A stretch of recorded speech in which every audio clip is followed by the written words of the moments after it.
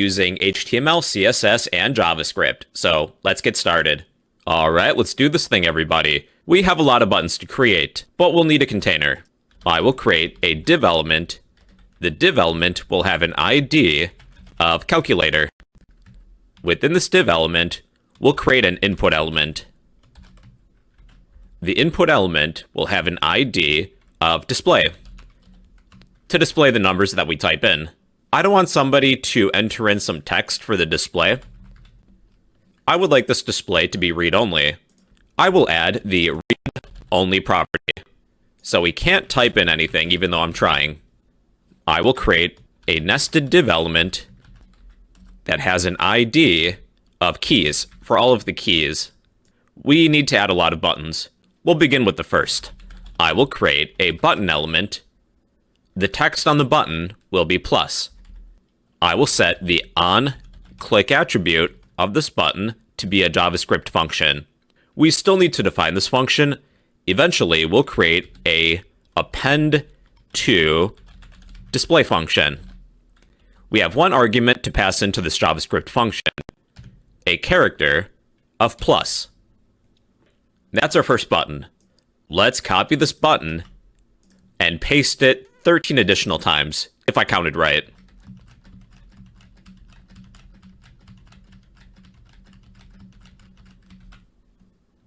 Okay, the second button will be 7. The character we're passing in is 7, followed by 8, 9, minus 4, 5, 6, asterisk for multiplication, 1, 2, 3, forward slash for division, then 0. And here are the new buttons. I miscounted, we need to add one more. A dot for a decimal. Now we need an equals button. We're going to arrange that a little different. Let's create a button with the text of equals. The onClick attribute of this specific button is going to be calculate. Then we need a button to clear our screen. The text on this button will be capital C for clear. The onClick attribute of this button is going to be clear display. And that is all the buttons we'll need. So let's save everything, and let's go to our CSS style sheet. I'm going to zoom back to 100%. First, let's style all these buttons. I will select all buttons. For each button, I will set the width to be 100 pixels.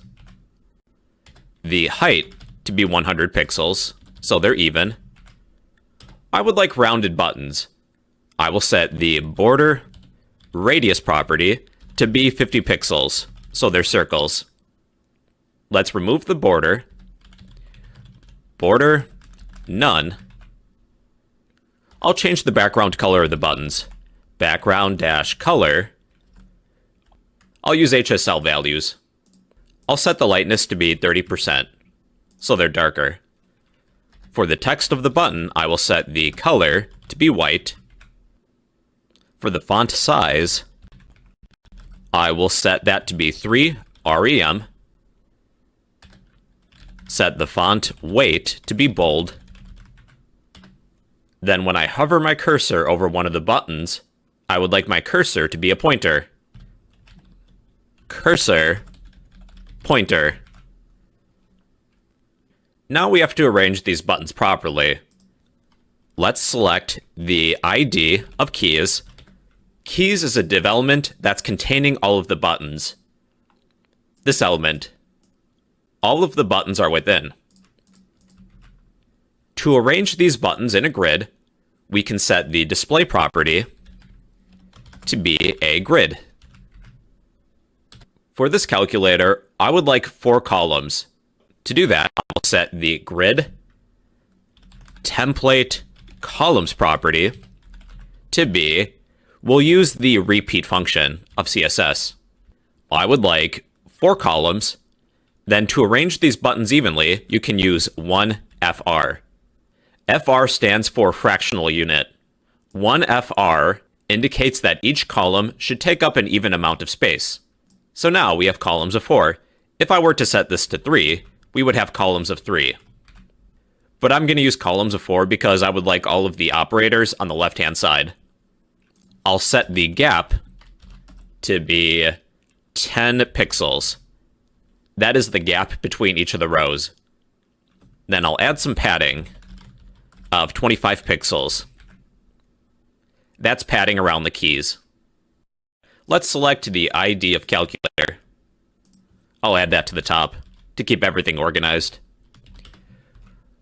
With our calculator, I will select a font family of Arial with a backup of sans serif. Let's pick a background color for the calculator. I will select something darker. I'll set the lightness to be 15%. I'll round the corners of the calculator. Border, radius, 15 pixels. The corners of the calculator are smooth now. Then I will set a max width of the calculator to be 500 pixels. If any elements overflow, I will set that to be hidden. This is mostly for our display, if we have a very long equation. Alright, next let's select the display. Right now it's kind of small. We are selecting our ID of display.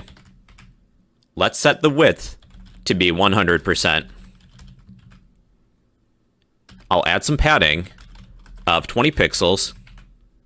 For the text of the display, I will set the font size to be 5 rem. Let's text align left. I'll remove the border. Border, none. And I'll change the background color. I'll copy this property because I'm lazy. Let's increase the lightness to 20%. Then we'll select the body of our document.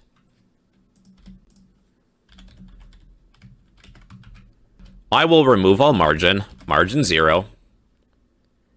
I would like the calculator to be in the middle of my window. Right now it's in the top left corner. If you would prefer it up here, you can leave it as is. I will set the display to be flex, for flexbox. Justify content in the center for a horizontal alignment. For vertical alignment, we can set align items to be center, but we do need to increase the height of the body of the document, so it's 100%. I will set the height to be 100 VH for 100% of the viewport height. That should place the calculator in the middle of the body of our document, both horizontally and vertically. For the background color, I'm going to decrease the lightness slightly. For the background color, I will set the lightness to be like 95%. Okay, let's go to the bottom of our CSS style sheet. When I hover over one of these buttons, I would like to increase the lightness. So with all buttons, with the hover pseudo class, change the background color so the lightness is 40% instead of 30. Now these buttons light up when we hover our cursor over one of the buttons. Now when I click on one of the buttons, I'll increase the lightness further so it flashes. We are selecting the active pseudo class now. Let's take our background color property, increase the lightness to 50%. When we hover over a button, it lights up. When we click on it, it flashes momentarily. So with all of these operators, I would like all of these operator buttons to be a different color. I'll pick orange. We're going to give each of these buttons a new class. Let's head back to our HTML file. Beginning with the plus button, I will set the class equal to operator-btn for button.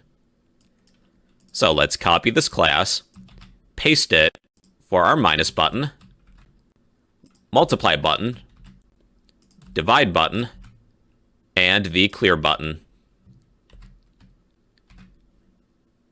Now we will select the class of operator btn for button.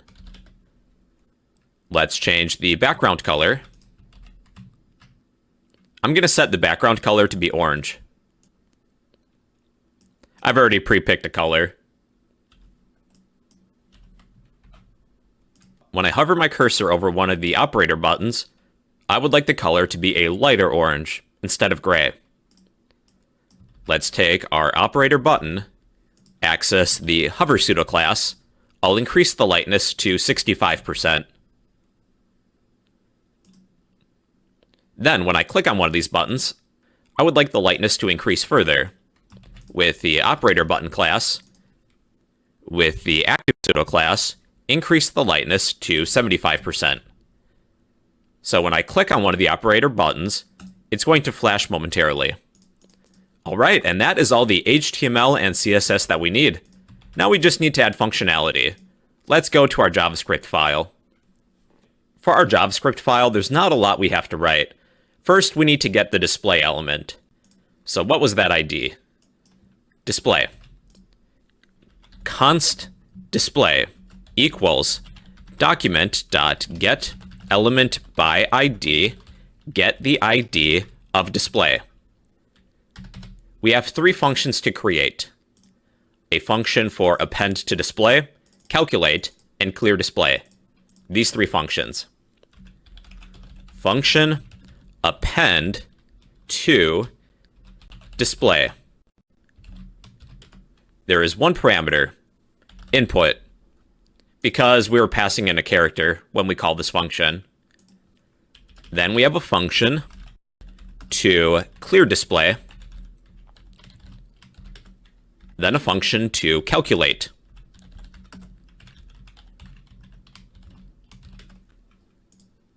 We'll begin with append to display. All we're going to do is take our display, this element, access its value, append it with plus equals our input. And let's see if this works. 7. I forgot to change the font color of the display, so let's do that. Within our display element, let's set the color to be white. Okay, that's much better. 7.13 plus 5 equals. Okay, we know that that works. When I click on the clear button, I would like to clear this display.